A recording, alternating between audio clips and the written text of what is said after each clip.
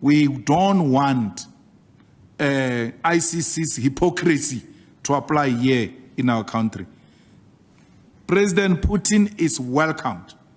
We know our friends. We know the people who liberated us. We know the people who supported us. In Kuto-Konaval, the weapons that were used in Kuto-Konaval that led to the liberation of South Africa were coming from Russia. So allegedly, I think you've heard the arrest warrant of Putin by the ICC. So according to ICC, it claims this is violation of human rights. It's like they are forcing adoption of Ukrainian children to Russian families, you know. So the point here is, you know, that is crime against humanity, you know, like crime against human rights, you know, or criminal, like war crime. Yeah, that's a war crime, you know. Moments ago, we're just now learning that the ICC, the International Criminal Court, has issued an arrest warrant against Vladimir Putin and another Russian official. Both are at the center of an alleged scheme to forcibly deport thousands of Ukrainian children to Russia. See, now there's this African leader, or the South African opposition leader, Mr. Malema, who says Putin will not be arrested in South Africa because he's our friend. We know he's our friend. We know Russia. We know Russia stood with many Africans, you know, during the colonial times. We understand that, and we say thank you.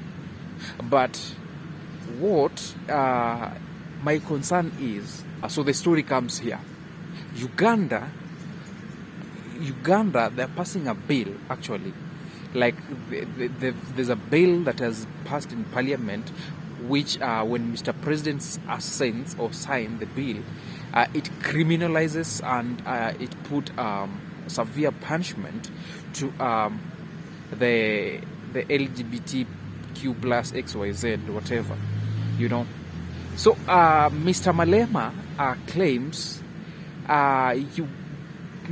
the president of Uganda should not sign the bill because that is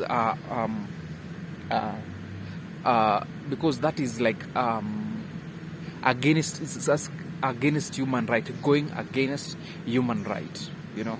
Okay, it's human right, but that's not our problem, you know. That's not our problem. In Africa, our community, we have our culture. Yeah?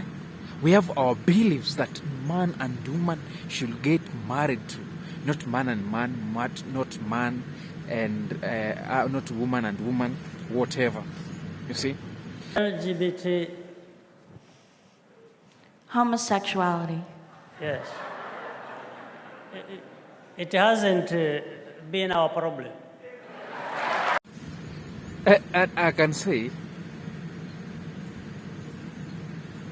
Mr. President of Uganda will easily sign that bill because he has done it.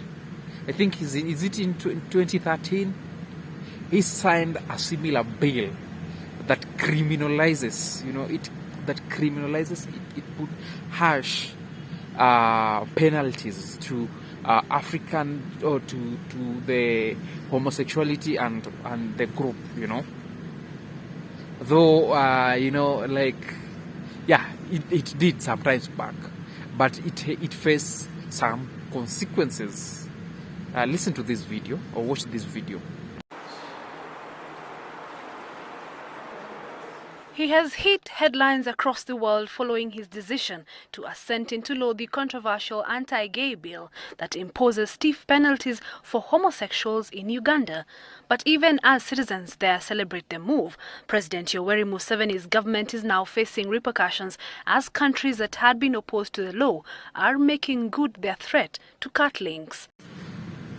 So you may wonder why USA is losing influence in Africa. Is because of things like this. Yeah. If you want to provide aid, relief aid, if you want to help in development, just don't give the conditions, don't put a lot of restrictions. Why USA don't get it's losing its influence in Africa. It's things like this, The United States of America also announced plans to review aid to Uganda, which amounts to $400 million in a year. This country is criticizing the move by Uganda as one of a country that does not belong in the modern age. We will continue to urge the government of Uganda to repeal this abhorrent law and to advocate for the protection of the universal human rights of LGBT persons in Uganda and around the world. What I can tell you about steps the United States might take in response is that we are undertaking a review of our relationship with Uganda in light of this decision. And you have always said that other countries should not dictate how Africans run their affairs. I've heard let's say these IMF loans given to Kenya, they usually come with a lot of instruction, do this, do this, do this, do that. Okay, it's your loan, but how to manage ourselves, let it live to ourselves, Yeah, Africa is capable of many things. Africa has ability to manage itself, So it's, I think we'll support Mr. Museveni. Maybe a few individuals, the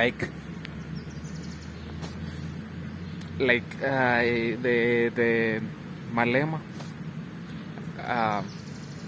need to hear this, what Mr. Museveni has said, but they don't need other countries to dictate them. So Mr. Museveni, go assent that bill.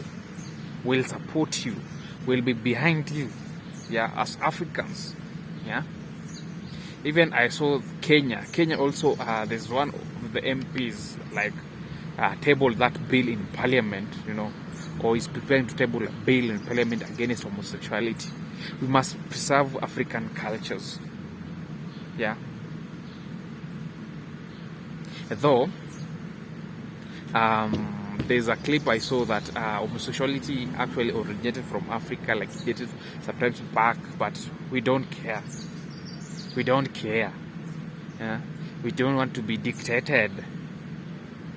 To dictate what we need to do and what, how to govern ourselves, how to live ourselves, But Museveni remains unperturbed.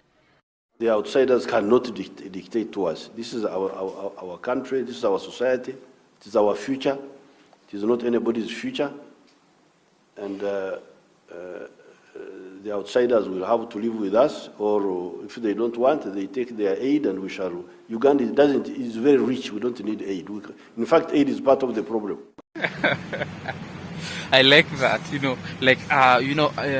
when homosexuality existed, when we were in high school, there's were few incidents of homosexuality, and we used to be told that how these things spread is maybe when this person gives you food, it gives you his food, maybe I think it kind of maybe a myth, maybe just administers a small drop of blood or his like body fluid to the food, then you automatically become the homo. That's how we usually told in high school. So this statement by Mr. Museveni that it's actually their aid that is bringing a lot of the problem, it makes me just want to laugh more. Okay, I'm laughing in the ways that pleases the Lord. Oh no. There is nowhere that marriage between a man and a man has been blessed.